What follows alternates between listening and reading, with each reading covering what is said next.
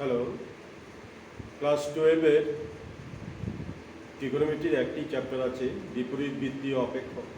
খুব ইম্পর্টেন্ট, কারণ ক্যালকুলাসে এই চ্যাপ্টারটা খুব বেশি ইউজ হয়। আমাদের ডেরিভেটিভ করি বা ইন্টিগ্রেশন করি, এই ইনভার্স সার্কুলার ফাংশন বা বিপরীত বৃত্তীয় অপেক্ষক সব সময় লাগবে।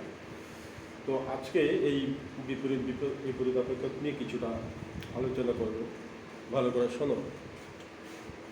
বিপরীত বৃত্তীয় অপেক্ষক বা ইনভার্স সার্কুলার ফাংশনটা কি জিনিস? আমরা জানি যে সাইন থিটা, একটা কথা বলছি এক্সাম্পল, যে সাইন থিটা ইকুয়াল টু যদি সাপোজ মনে করো হাফ হয়, তো কোশ্চেন হচ্ছে যে তাহলে থিটার ভ্যালু কত হবে, অর্থাৎ থিটার কোন ভ্যালুর জন্য সাইনের ভ্যালু হাফ হবে। তো সব থেকে সিম্পলেস্ট ভ্যালু যেটা, সেটা আমরা বলি যে π/6 বা 30 ডিগ্রি, সাইন 30 ডিগ্রিতে হাফ হয়, স্পেশাল অ্যাঙ্গেল। কিন্তু এটা ফার্স্ট কোয়াড্রেন্টে পড়ে 0 থেকে 90 ডিগ্রির মধ্যে। কিন্তু থিটার ভ্যালু যে একটাই পাওয়া যাবে তার মানে নেই, থিটার অসংখ্য মান পাওয়া যাবে, যেটা আমরা ক্লাস 11-এ করেছি যে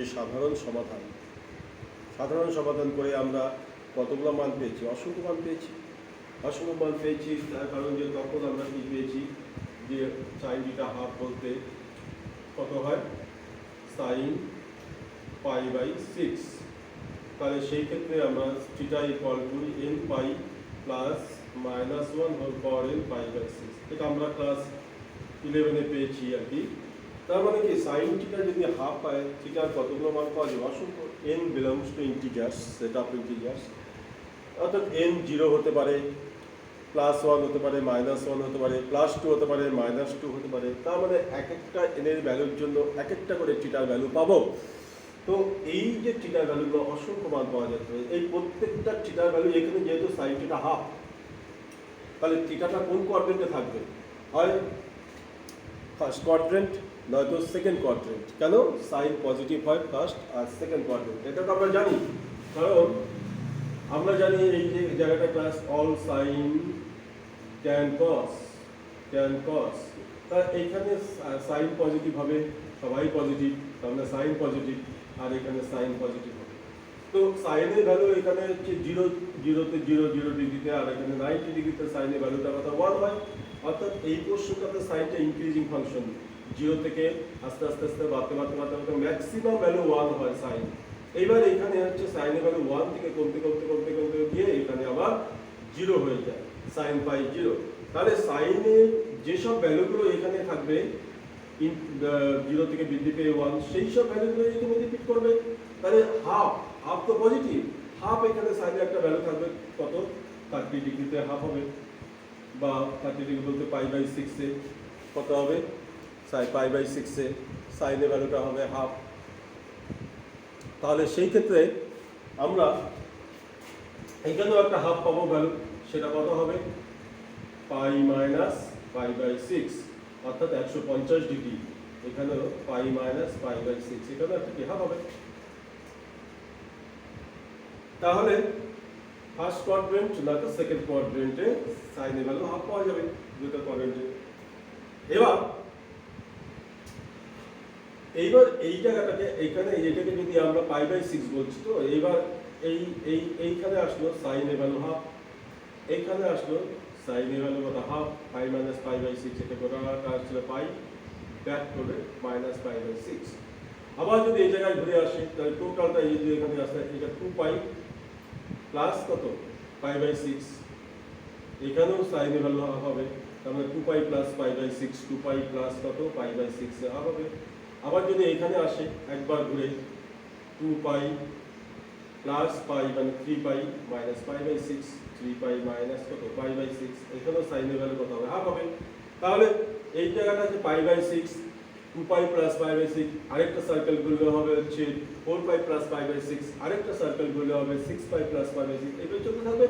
আর এখানে হচ্ছে কি পাইয়ের অড পার্টিকেলগুলো আসছে, এটা হচ্ছে π প্লাস π প্লাস π, 3π মাইনাস π/6, একটা আছে π মাইনাস π/6, নেক্সট পরেরটা আসবে 5π মাইনাস π/6, চলতে থাকবে। এবারে যদি আমরা n এর জায়গায় এখানে 0 বসাই, তাহলে 0 -1 পয়েন্ট 1 π/6, এই পয়েন্টটা পাচ্ছি।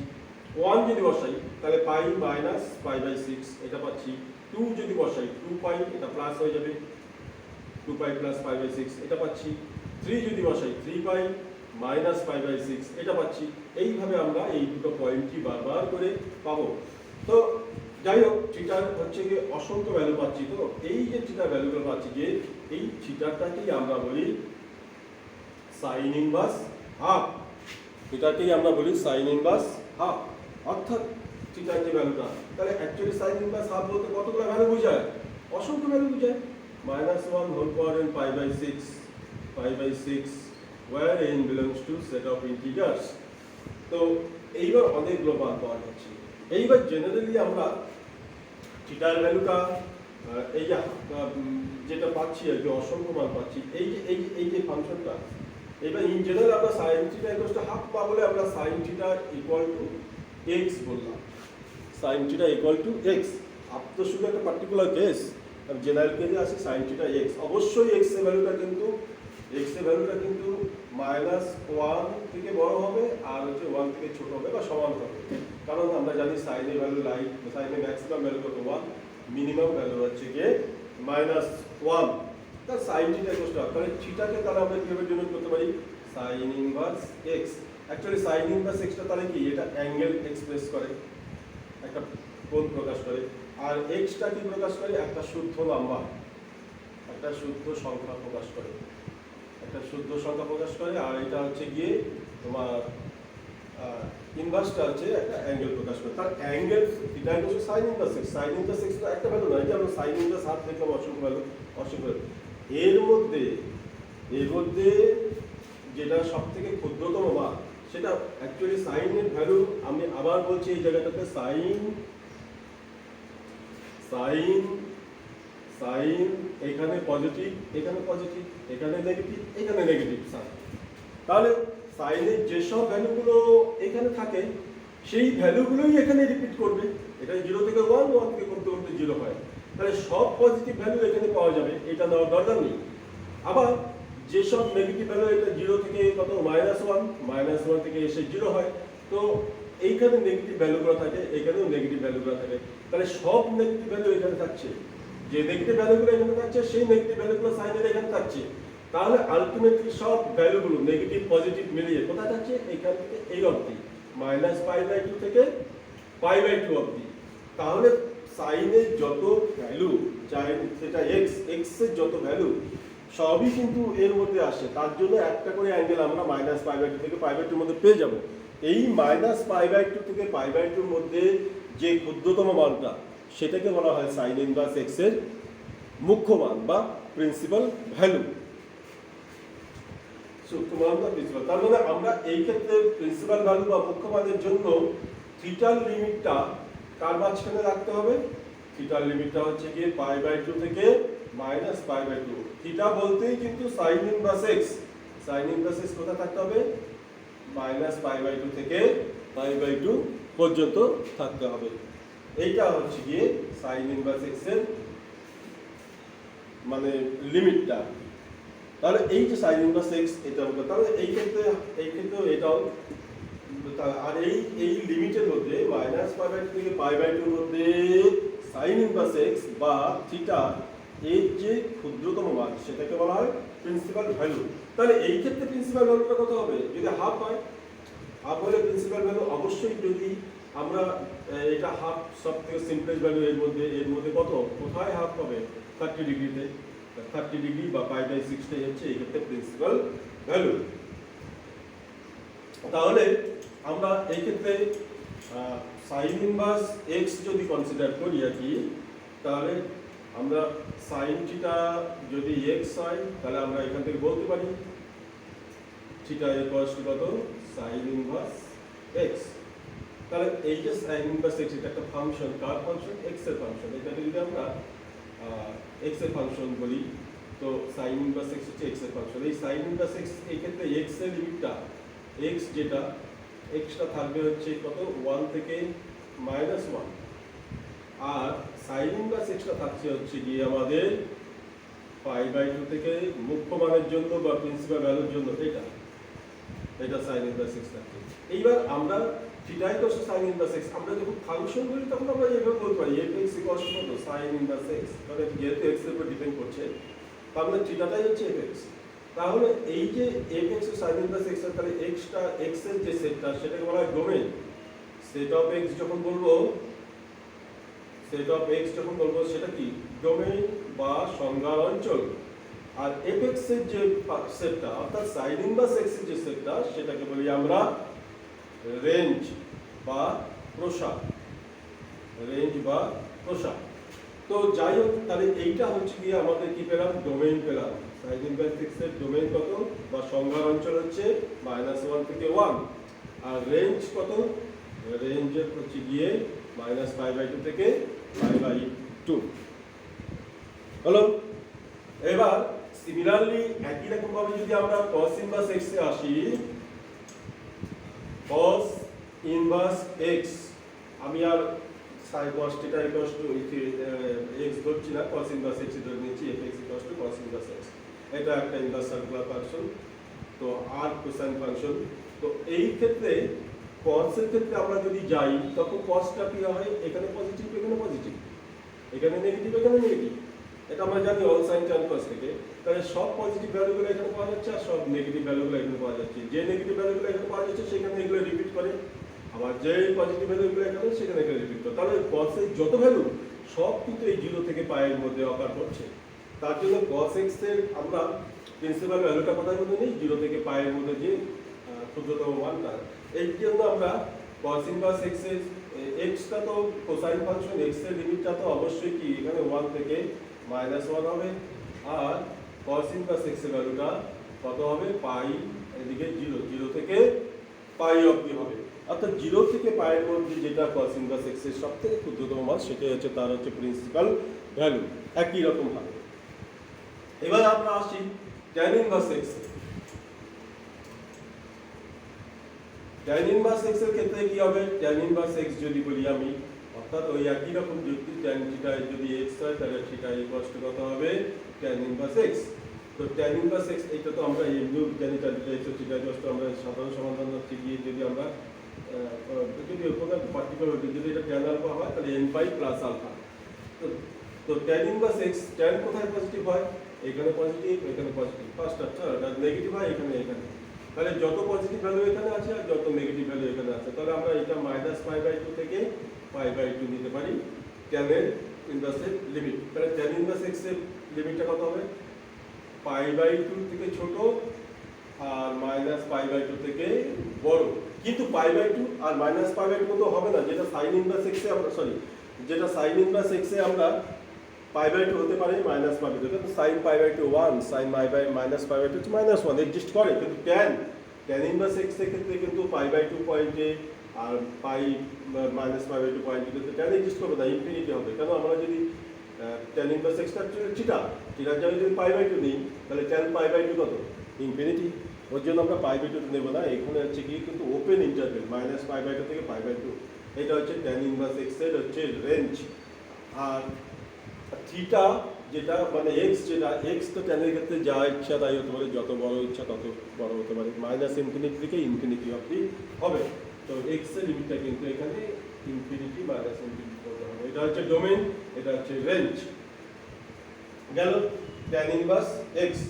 এবার আরো বাকি তিনটা থাকলো, যেটা sin এর রেসিপ্রোকাল হচ্ছে কোসেক এর জন্য, sec আর হচ্ছে cot এর জন্য। তাহলে আমরা প্রথমে আসে হচ্ছে গিয়ে কোসেক ইনভার্স, x।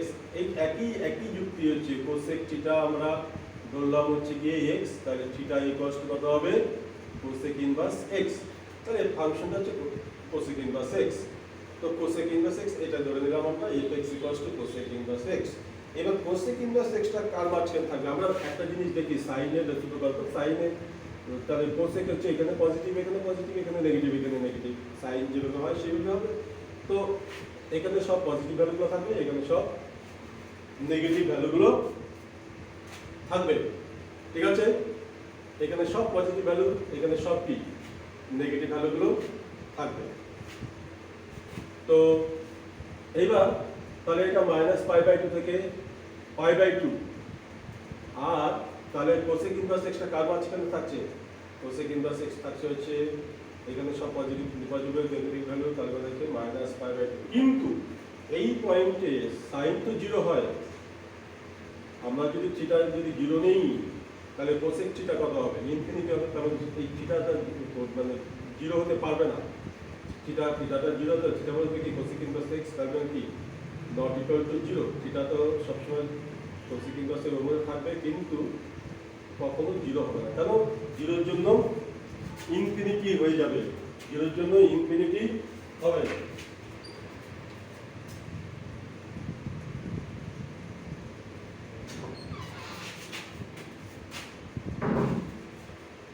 জিরোর জন্য ইনফিনিটি হবে। যাই হোক, এইবার তার মানে তাহলে এইখানে কি হচ্ছে, এখানে কোসেক ইনভার্স এক্স এর যে রেঞ্জটা -π/2 থেকে π/2 ক্লোজ টু ইন্টারভেল দিতে পারে, এক্সেপ্ট জিরো, জিরো বাদ যাবে, এর মধ্যে থেকে জিরোটা বাদ যাবে, এইভাবে বলতে পারি আমরা। অথবা কোসেক ইনভার্স এক্স এটা বলতে পারি -π/2 থেকে লেস দ্যান ইকুয়াল টু কত, cosec inverse x less than zero, আর zero greater than cosec inverse x less than equal to কত, π/2। একইভাবে এই জিরোটা এক্সক্লুড হয়ে গেল, বাদ দেওয়া হলো কোসেক ইনভার্স এক্স থেকে। আর কোসেক ইনভার্স এক্স এর ভ্যালুটা কি থাকবে? ডোমেইন যেটা এক্স এর মডুলাসটা অলওয়েজ কি গ্রেটার দ্যান ইকুয়াল টু 1, কারণ sin x এর ক্ষেত্রে, যেহেতু sin x এর ক্ষেত্রে আমরা জানি modulus x less than equal two 1, তাহলে কোসেক তো তার রেসিপ্রোকাল, তাহলে কোসেকটা কি হবে? Modulus x always greater than equal two 1 হবে, অর্থাৎ x এর ভ্যালুটা হয় 1 এর থেকে বড় হবে, নয়তো -1 এর থেকে ছোট হবে। -1 এর থেকে ছোট মানে নিউমেরিক্যালি সেটা 1 এর থেকে বড়। এবার কোসেক ইনভার্স এক্স এর পরে আসি হচ্ছে গিয়ে sec inverse x. Sec inverse এক্সটা কি হবে? সেক ইনভার্স এক্সটা হচ্ছে গিয়ে আমরা একই রকম সেক থিটা ইকুয়াল টু যদি এক্স ধরি, থিটা ইকুয়াল টু কত হচ্ছে গিয়ে সেক ইনভার্স এক্স। তাহলে এইটাই ধরে নিলাম আমরা, সাপোজ এই ফাংশনটা হচ্ছে fx equal to sec inverse x.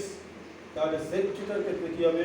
আমাদের cos এর উল্টা হচ্ছে সেক, তাহলে সেক এখানে পজিটিভ, এখানে পজিটিভ, এখানে নেগেটিভ, এখানে নেগেটিভ, সব পজিটিভ ভ্যালু এখানে পাওয়া যাচ্ছে, আর সব নেগেটিভ ভ্যালু এখানে পাওয়া যাচ্ছে। এটা জিরো, এখানে পাই, কিন্তু এই জায়গাটাতে cos কত জিরো হয়, cos π/2 জিরো, তাহলে sec π/2 কত হয়ে যাবে? থিটা যদি π/2 নেই, ইনফিনিটি হয়ে যাবে, তাহলে এখানে π/2টা হবে না, কিন্তু π/2 পয়েন্টটা হবে না, তাহলে সব পয়েন্ট হবে। তারপর sec ইনভার্স এক্সটা কার মাঝখানে থাকবে? পাই আর জিরো মাঝখানে, অথচ সেখানে মাঝখানে যে π/2 সেটা বাদ যাবে। তার মানে sec ইনভার্স এক্স এর রেঞ্জটা কি হচ্ছে? 0 থেকে পাই, এক্সক্লুডিং π/2 পয়েন্টটা বাদ যাবে। এটা হচ্ছে sec ইনভার্স এক্স এর রেঞ্জ। আবার cos এর ক্ষেত্রে কি হয়? Modulus x less than equal two 1, অর্থাৎ cos এর ভ্যালু -1 থেকে 1 এর মাঝখানে থাকে, সেই ক্ষেত্রে sec ইনভার্স, সেক্ষেত্রে x এর ভ্যালুটা কিন্তু সবসময় কি হবে? Greater than or equal to 1 হবে। হয়ে গেল। এবার আসি আমরা cot inverse x। cot inverse x যদি fx ইকুয়ালস টু কত হচ্ছে? cot ইনভার্স x যদি নেই আমরা cot inverse x, cot inverse x যদি নেই, cot ইনভার্স x এর তাহলে রেঞ্জ আর ডোমেইনটা কি হবে? cot কোথায় পজিটিভ হয়? এই দুই জায়গা পজিটিভ। নেগেটিভ কোথায় হয়? এই দুই জায়গা নেগেটিভ হয়। তাহলে সব পজিটিভ ভ্যালু এখানে আছে, সব নেগেটিভ ভ্যালু এখানে আছে। আমরা এটাও নিতে পারি, সব নেগেটিভ ভ্যালু এখানে আছে, কিন্তু আমরা এটা নিব, এটা কনভেনশনাল, এটা নেওয়া হয়, এটা পজিটিভ ভ্যালু আর এটা নেগেটিভ ভ্যালুগুলো সব দরকার করে, অর্থাৎ 0 থেকে পাই অবধি, 0 থেকে পাই অবধি। এবার আমাদের এই ক্ষেত্রে 0 পয়েন্টে tan 0 কত? 0, তাহলে কটের ক্ষেত্রে আনডিফাইন্ড হবে। পায়ের ক্ষেত্রে কি হবে?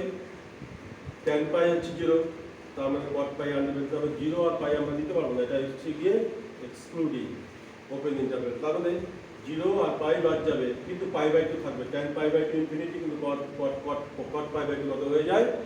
0 হয়ে যায়, তাহলে এক্সিস্ট করছে আর কি। তার মানে এই ক্ষেত্রে cot ইনভার্স x এর লিমিটটা হচ্ছে পায়ের থেকে ছোট, 0 থেকে বড়, ওপেন ইন্টারভ্যাল থেকে। আর এক্সটা তো -ইনফিনিটি থেকে +ইনফিনিটি অবধি হবে। এটা হচ্ছে গিয়ে ডোমেইন, আর এটা হচ্ছে গিয়ে রেঞ্জ। আমরা যদি এইটা দিতাম cot ইনভার্স x এর ক্ষেত্রে, এই মাইনাসটা যদি আমরা নিতে পারতাম, তাহলে -π/2 থেকে π/2 বলতে পারতাম আমরা, ঠিক আছে? তাহলে সেই ক্ষেত্রে কিন্তু 0টা আবার বাদ দিতাম, কারণ tan 0 0, তার মানে সেটা আমরা কি বলতে পারতাম, মাইনাস পাই বাই টু থেকে পাই বাই টু মাইনাস কত 0, কিন্তু এটা নেওয়া হয়, এটা কনভেনশনের এইটাই নেওয়া হয়, যেটা নেওয়া হয় সেটা করবে, এটা সরি এটা কট ইনভার্স এক্স এটা নেওয়া হয়। তাহলে এইটা দেখুন কট ইনভার্সের রেঞ্জটা হচ্ছে 0 থেকে পাই অবধি। এই হচ্ছে গিয়ে ইনভার্স সার্কুলার ফাংশনের sign inverse x, cos inverse x, tan inverse x, inverse circular ফাংশনের যেগুলো মূল ফাংশন সেগুলো সম্পর্কে বললাম। প্রিন্সিপাল ভ্যালুর রেঞ্জটা অবশ্যই মনে রাখতে হবে, কার মাঝখানে থাকে ভালো করে মনে রাখবে এই জিনিসগুলো। আর পরের ক্লাসে আমি ওই তোমার বিভিন্ন ফর্মুলাগুলো বানাতে হবে আর কি, যে ইনভার্স ট্রিগোনোমেট্রিক ফর্মুলা আছে যাকে বেস করে অঙ্ক করতে হয় আর কি। ঠিক আছে, আজকে এই পর্যন্ত রাখলাম।